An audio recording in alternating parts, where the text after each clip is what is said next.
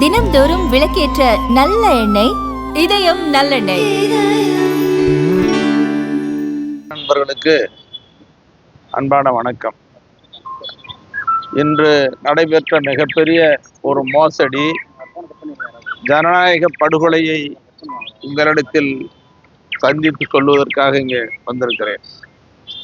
குறிப்பாக தமிழ்நாட்டில் பாட்டாளி மக்கள் கட்சி ஒரு வலிமையான சக்தியாக எங்கள் மருத்துரையா அவர்களால் துவங்கப்பட்டு இன்று வரை நடத்தி வருவதை தமிழ்நாடும் இந்திய நாட்டிலும் அறிவார்கள். இந்த பாட்டாளி மக்கள் கட்சிக்கு 3 ஆண்டுகளுக்கு ஒரு முறை தேர்தல் ஆணையத்தின் விதிமுறைப்படி தேர்தல் நடக்கும். அந்த அடிப்படையில் 28/5/2022 பாட்டாளி மக்கள் கட்சியின் சார்பில் மருத்துவர் அன்புமணி அவர்கள் தலைவராக தேர்ந்தெடுக்கப்படுகிறார் பொதுக்குழுவால். அந்த கால அவகாசம் 28/5/2025 முடிவு பெற்றது. இப்போ 3 ஆண்டு காலம் முடிவு பெற்றது.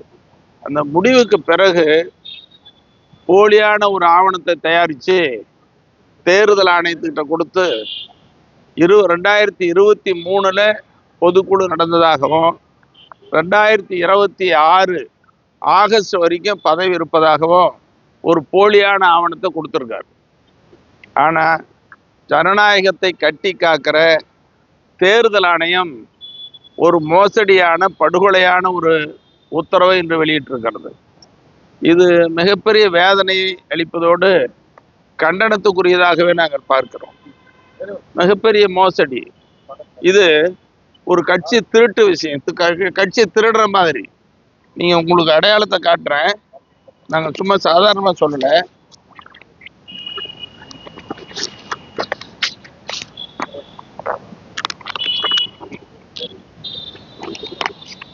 இது பாருங்க, 29/5/2022. இது chief election commission of India, new Delhi. இது பாட்டாளி மக்கள் கட்சியின் சார்பில் 28/2/2022 அன்று மருத்துவர் அன்புமணி தேர்ந்தெடுக்கப்பட்டதாக 29 கடிதம் கொடுத்தது. தேர்தல் ஆணையத்துக்கு கொடுத்தாச்சு. கொடுத்தது பிறகு அதோட சும்மா கொடுக்கல. பாருங்க, பொதுக்குழு நடந்த தேதி, படம் எல்லாம் அவருக்கு அன்புமணிக்கு சிறப்பு செய்கிற மாதிரி பொதுக்குழுவில் பாருங்க. மாநில சிறப்பு பொதுக்குழு கூட்டம் 28/5/2022. இது எங்கன்னா சென்னை ஒட்டி திருவேற்காடு GPN பேலஸ் அங்க நடந்தது. இது பாருங்க, பொதுக்குழு உறுப்பினர்கள் கலந்து கொண்ட இந்த படம். இதுவும் பொதுக்குழு உறுப்பினர் கலந்து கொண்ட படம். இதுவும் அந்த தான். சரி, தேதியை காட்டுறதுக்காக சொல்றேன். அடுத்தது பார்த்தீங்கன்னா, ஒருத்தர் அன்புமணி செய்தியாளர்களுக்கு பேட்டி கொடுக்குறாரு. இது ஆங்கில நாளேடுகள், தமிழ்நாடு நாளேடுகள் எல்லாம் வந்த செய்தி. ஒவ்வொரு நாள் தலைவராக தேர்ந்து பாருங்க. அன்புமணி எலெக்டட் PMK பிரசிடென்ட் 29/5/2022 வந்த செய்தி. அப்போ இது 2022 தான் அவர் தேர்ந்தெடுக்கப்பட்டார் என்பது உண்மை. எல்லா ஆதாரமும் இருக்கு. தேர்தல் கமிஷனுக்கு கொடுத்த கடிதம், அவர் கொடுத்த பேட்டி, பொதுக்குழு ஆதாரங்கள் எல்லாமே இருக்கு. ஆனால் இதையும் தாண்டி 2023 ஒரு பொதுக்குழு நடந்ததாகவும் அதில் அவர் தலைவராக தேர்ந்தெடுக்கப்பட்டதாக ஒரு போலி ஆவணத்தை கொடுத்தாரு. அதை ஏற்றுக்கொண்டு தேர்தல் ஆணையம் மோசடி செஞ்சிருக்கு. சரி, இப்படி தகவல் நடக்குதுன்னு அறிஞ்ச உடனே கடந்த 5 மாசமா தேர்தல் ஆணையத்துக்கு நாங்கள் நடக்கிறோம். 5 மாசமா தேர்தல் ஆணையத்துக்கு நடந்து கடிதம்லாம் கொடுத்தோம். இந்த கடிதத்தினுடைய நகல் நிறைய இருக்குது, எல்லாத்துக்கும் வச்சிருக்கிறோம்.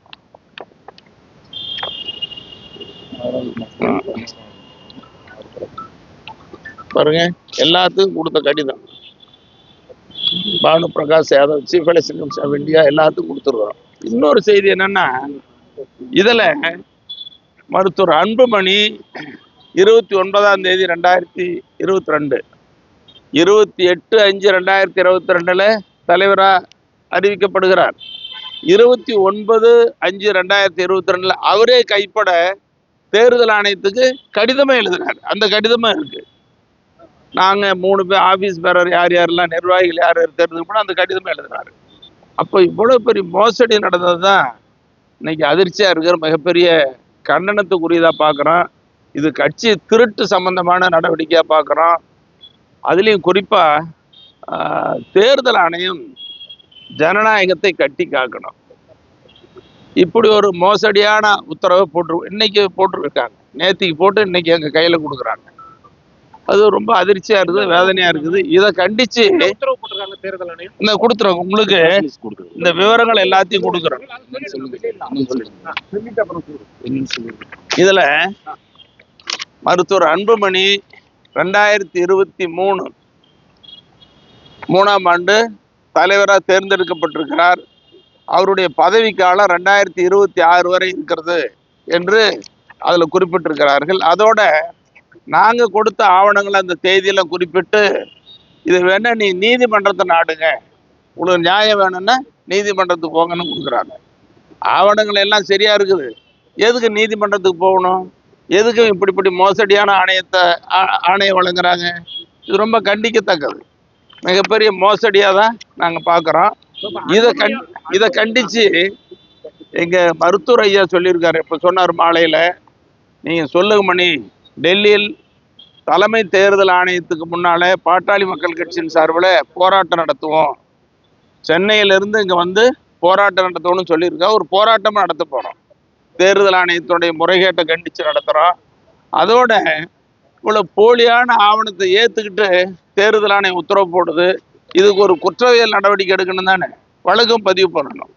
இதையெல்லாம் வற்புறுத்துக்கு தான் வந்து சொல்றதுக்கு தான் உங்ககிட்ட வந்திருக்கிறோம்.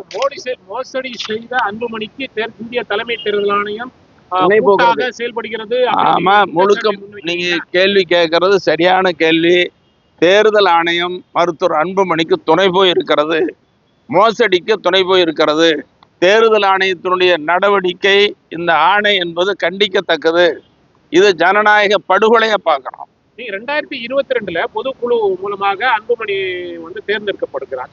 அந்த ஆவணம் இந்திய தலைமை தேர்தல் ஆணையத்தில் ஏற்கனவே நீங்க கொடுத்திருப்பீங்க இல்லையா? கொடுத்தாச்சு. தேர்தல் ஆணையம் என்ன சொல்கிறது? அந்த ஆவணம் இப்ப தேர்தல் ஆணையம் இப்ப அன்புமணி 2022 தேர்ந்தெடுக்கப்படுகிறார். ஆனா அன்புமணி போர்ஜரி செய்து 2023 வந்து தேர்ந்தெடுக்கப்பட்டதா சொல்றாரு. அப்ப ஏற்கனவே இந்திய தலைமை தேர்தல் ஆணையத்துல கொடுத்த ஆவணம் என்ன ஆச்சு? அதை மறைச்சிட்டு இந்திய தேர்தல் ஆணையம் அன்புமணி கொடுத்த ஆவணத்தை வந்து நல்ல கேள்விகளை கேட்குறீங்க. நான் சொல்ல விட்டதெல்லாம் சொல்றீங்க.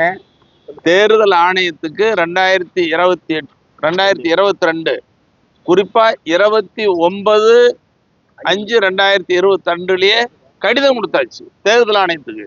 அது யாரு கொடுக்குறாங்க? மருத்துவர் அன்புமணியே கையெழுத்து போட்டு கொடுக்குறாரு.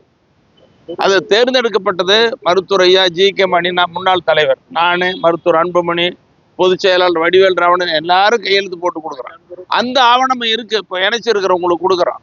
அவ்வளவு இருந்தும் மீறி மோசடியா தேர்தல் ஆணையம் துணை போகுது. இன்னொன்று, உங்க மூலமா நான் தமிழ்நாட்டு மக்களுக்கு தெரிவித்துக் கொள்ள விரும்புவது, இந்த 28/5/2022 பொதுக்குழு நடந்தது. தமிழ்நாட்டில் இருக்கிற பாட்டாளி மக்கள் கட்சிக்காரங்களுக்கு எல்லாத்துக்கும் தெரியும். தமிழ்நாட்டில் இருக்கிற ஊடக நண்பர்கள் அவ்வளவு பேத்துக்கு தெரியும். தமிழ்நாட்டு மக்களுக்கு செய்தி வந்தது தெரியும். தமிழ்நாட்டில் இருக்கிற அரசியல் கட்சிகள் அத்தனை பேத்துக்கு தெரியும். இன்னைக்கு மருத்துவர் அன்புமணி கூட சில நண்பர்கள் கூட இருக்கிறாங்க, அவங்களுக்கும் தெரியும். அவங்களும் பொதுக்குழுவில் கலந்துட்டாங்க. அப்போ இவ்வளவு வெட்ட வெளிச்சமா தெரிஞ்சும் மோசடி நடக்குதுன்னா இது எவ்வளவு பெரிய படுகொலை! அது இந்த ஜனநாயக படுகொலையை தேர்தல் ஆணையம் செய்யலாமா? ஒரு இந்திய நாட்டினுடைய வலிமையான ஜனநாயகத்தை கட்டி காப்பது தேர்தல் ஆணையம். தேர்தல் ஆணையமே இப்படி பண்ணா ஒரு மக்களுக்கு எப்படி நம்பிக்கை வரும்? அது மிக விரைவில் தேதி சொல்ற மருத்துவரையா நீங்க சொல்லியிருக்காரு. தேர்தல் ஆணையம் முன்பு இந்த மோசடியை கண்டித்து போராட்டம் நடத்தப்படும். அன்புமணி ராமதாஸ் ஒரு ஆண்டுக்கு முன் தேதியிட்டு அந்த பொதுக்குழு நடந்ததாக கூறி தேர்தல் ஆணையத்துல ஒரு கடிதம் கொடுத்ததா சொல்றீங்க. ஸோ இது வந்து ஒரு கிரிமினல் கேஸையா? நீங்க இது வரைக்கும் வழக்கு தொடரவில்லை அவர் மேல? அதாவது தேர்தல் ஆணையத்துக்கிட்ட கடந்த 5 மாதமா நாங்கள் முறையிட்டுக்கிட்டு இருக்கிறோம். இப்படி ஒரு சம்பவம் நடக்குதுன்னு தெரிஞ்ச உடனே தேர்தல் ஆணையத்தை நேரில் வந்து அணுகிறது, கடிதம் எழுதுறது கொடுத்துக்கிட்டு இருக்கிறோம். அப்போ என்ன சொன்னாங்கன்னா, நீங்கள் கொடுத்ததில் நியாயம் இருக்குது, சரியா இருக்குதுன்னு சொன்னாங்க. அப்புறம் இப்போ கடந்த 1 வாரமா பீகார் தேர்தல் முடிஞ்சிட்டு போடுறோம், பீகார் தேர்தல் முடிஞ்ச உடனே வாங்கினாங்க. அப்புறம் எஸ்ஐஆர் பிரச்சனை இருக்குது, இது முடிஞ்ச உடனே செய்வோம்னு சொன்னாங்க. நாங்கள் ரொம்ப நம்பிக்கையா இருந்தோம். இன்னைக்கு பார்த்தீங்கன்னா திடீர்னு ஒரு கடிதத்தை கொடுக்குறோம். சட்ட ரீதியாக இது தொடர்பாக இதை அணுக போறீங்களா? ஏன்னா இவ்வளவு பெரிய ஒரு மோசடி நடந்திருக்கு, பொது வழியில நடந்த ஒரு பொதுக்குழுவே மாற்றி இருக்கிறாங்க. இது தொடர்பா சட்ட ரீதியா நடவடிக்கை இல்ல, சட்ட ரீதியாகவும் நடவடிக்கை எடுக்கப்படும், ஜனநாயக ரீதியாகவும் போராட்ட வாயிலாகவும் இதை மேற்கொள்ள போறோம். இந்த ஆவணங்களை உங்களுக்கு கொடுக்குறோம். தேர்தல் ஆணையம் அன்புமணிக்கு சாதகமாக ஒரு முடிவை எடுப்பதற்கு என்ன காரணம்? யாராவது அழுத்தம் கொடுத்து தேர்தல் ஆணையத்தை டாக்டர் ராமதாஸ் எதிராக முடிவெடுப்பதற்கு தேர்தல் ஆணையத்திற்கு அழுத்தம் கொடுக்கப்பட்டிருக்கிறது அப்படின்னு மணி சொல்றீங்களா? தேர்தல் ஆணையத்தில் ஏதாவது முறைகேடு இருந்து நடந்திருக்குன்னு நம்புறோம். தேர்தல் ஆணையத்தில் யார் முறைகேடு பண்ணாங்க, எப்படி முறைகேடு நடந்துச்சுன்னு தெரியல. மொத்தத்துல முறைகேடு நடந்திருக்கு, மோசடி நடந்திருக்குது. இல்ல எப்படின்னு தெரியல, பார்த்தா தான் தெரியும். எனக்கு முறைகேடு பண்ண சொல்லியிருக்காங்களா இல்ல யாராவது அழுத்தம் கொடுத்து என்ன மாதிரின்னு தெரியல மொத்தத்துல. ஏன்னா தெரியாம ஒரு வார்த்தையை நம்ம தவறா சொல்லிடக்கூடாது. ஆனா இப்ப நாங்க 5 மாசமா நடக்கிறோம். நாங்க கொடுத்த தாள் ஆவணங்கள்லாம் பார்த்துட்டு நீங்க சரியா இருக்குது, உங்களுக்கு நியாயம் கிடைக்குன்னு சொல்லிட்டு இருந்தாங்க. ஆனா திடீர்னு பார்த்தா இவ்வளவு. அப்போ ஏதாவது மோசடி நடந்திருக்கு, என்ன மோசடின்னு தெரியல. இந்த மோசடிங்கிறது மட்டும் தெரியுது. ஏன்னா இப்படி உத்தரவு போட்டதனுடைய நோக்கம் மோசடி தானே. கடிதத்துல குறிப்பிட்டிருப்பாங்கல்ல என்ன முடிவு, ஏன் அந்த முடிவு எடுத்தாங்கன்னு அந்த கடிதத்தை குறிப்பிட்டிருக்காங்க. கொடுத்துருக்காங்க. ஏதாவது உங்களுக்கு கொடுக்குற அந்த கடிதத்தை கொடுக்குறேன் பாருங்க. எலெக்ஷன் கமிஷன் கொடுத்த இன்னைக்கு நேற்று கையெழுத்திட்டு இன்னைக்கு கொடுத்துருக்காங்க எங்களுக்கு. இதுல அவங்க சொல்லப்பட்டிருப்பது, மருத்துவர் அன்புமணி 2023 பொதுக்குழுவால் தேர்ந்தெடுக்கப்பட்டார், அதனால அவர் 2026 வரை பொறுப்பில் நீடிப்பார். எப்படி 2022 நடந்த பொதுக்குழு 2023 அவர் தான் சொன்னாரு, தேர்தல் ஆணையம் எப்படி ஏத்துக்கிடுச்சு? அதை சொல்லிட்டு நாங்க கொடுத்த ஆவணங்கள் தேதியெல்லாம் குறிப்பிட்டிருக்கிறாங்க, மறுக்கல. அதை குறிப்பிட்டுட்டு உங்களுக்கு நியாயம் வேணும்னா நீதிமன்றத்தை நாடுங்க, இதுல கொடுத்துருக்கிறாங்க. அப்ராப்ரியேட் 23 பொதுக்குழுல யாரெல்லாம் அதுல நிர்வாகத்தில் இருக்கிறதா அன்புமணி ராமதாஸ் கடிதத்துல சொல்லியிருக்கிறாங்க. அதுல நம்ம சொல்றோம், மருத்துவர் அன்புமணி தலைவர், பொதுச் செயலாளர் வடிவேல் ராவணன், பொருளாளர் திலகபாமா, இப்படி போட்டு கடிதம் கொடுத்துருக்காங்க. அவங்க எல்லாமே 2022 தேர்ந்தெடுக்கப்பட்டவங்களா? 2022 தேர்ந்தெடுக்கப்பட்டவங்க. கால அவகாசம் அவங்க 2025 முடிஞ்சிருச்சு. ஆனா 26 நீட்டிக்க வேண்டிய அவசியமே இல்லை, போலியானது. அப்ப தேர்தல் ஆணையம் கொடுத்திருக்கிற இந்த கடிதத்தை பார்க்கும்போது இப்போதைக்கு பாட்டாளி மக்கள் கட்சி அன்புமணி ராமதாஸ் கையில தான் இருக்கு அப்படின்றதான வெட்ட வெளிச்சமா தெரியுது. இல்ல இது வெட்ட வெளிச்சமா தெரியல, தேர்தல் ஆணையத்துக்கு அவருக்கு மட்டும்தான் தெரியுது. ஆனா பாட்டாளி மக்கள் கட்சி அதற்கு பிறகு நிறுவனராக இருந்த மருத்துவர் ஐயா தலைவராக தேர்ந்தெடுக்கப்படுகிறார். 28/5/2025 முடிஞ்சிட்டு 29ஆம் தேதி 29/8/2025 மருத்துவர் ஐயா நிறுவனர் என்பவர் தலைவராகவும் தேர்ந்தெடுக்கப்படுகிறார். இப்போ கட்சி அன்புமணி ராமதாஸ் கையில இருக்கு அப்படின்னு சொல்லி தேர்தல் ஆணையம் ஒரு இந்த ஆர்டர் கொடுத்திருக்கிறாங்க. அவரை தான் தலைவர் சொல்லி இருக்குது. இருக்கும்போது இப்போ 2 பிரிவா இருக்கீங்க, டாக்டர் ராமதாஸ் தலைவர் எப்படி ஏத்துப்பாங்க பாமக? இப்போ இல்ல நிர்வாக குழு இல்ல பாட்டாளி மக்கள் கட்சியின் நிர்வாக குழு, செயற்குழு, பொதுக்குழு எல்லாம் அவரை தேர்ந்தெடுத்துருச்சு. எப்ப தேர்ந்தெடுத்தது? அந்த கால அவகாசம் முடிஞ்ச உடனே தேர்ந்தெடுத்திருக்குது. அது மட்டும் இல்லாம கட்சியினுடைய நிறுவனருக்கு தான் முழு அதிகாரம். 1989 கட்சி ஆரம்பிச்சு இன்னைக்கு 36 வருஷமா கட்சி நடத்திட்டு இருக்கிறவர் அவரு தான் முழு அதிகாரம். எங்க கட்சி விதிப்படியும் முழு அதிகாரம் அவருக்கு தான் இருக்குது, நிறுவனருக்கு தான் முழு அதிகாரம். 2022 அவரை நீங்க தலைவரா தேர்ந்தெடுக்கிறீங்க. ஆனா அவர் 2023 பொதுக்குழு நடத்தி தன்னை தலைவரா இருக்காங்க அப்படின்னு சொல்லியிருக்கிறாங்க. இல்ல பொதுக்குழு 2023 நடக்கவே இல்லை, ஒரு கடிதம் மட்டும் தான் கொடுக்குறாரு. அந்த கடிதம் கூட கொடுத்தாரான்னு தெரியல, இவங்க சொல்றதுதான் தெரியுது. நடந்ததா தேர்தல் ஆணையத்தை கொடுத்திருக்கிறாங்க. அந்த அடிப்படையில் தான் தேர்தல் ஆணையம் இந்த முடிவை எடுத்திருக்காங்க. அன்புமணி ராமதாஸ் இது போன்று ஒரு போர்ஜரி பண்றதுக்கு என்ன காரணம்? கட்சியை அபகரிக்கிறதுக்கு தான்.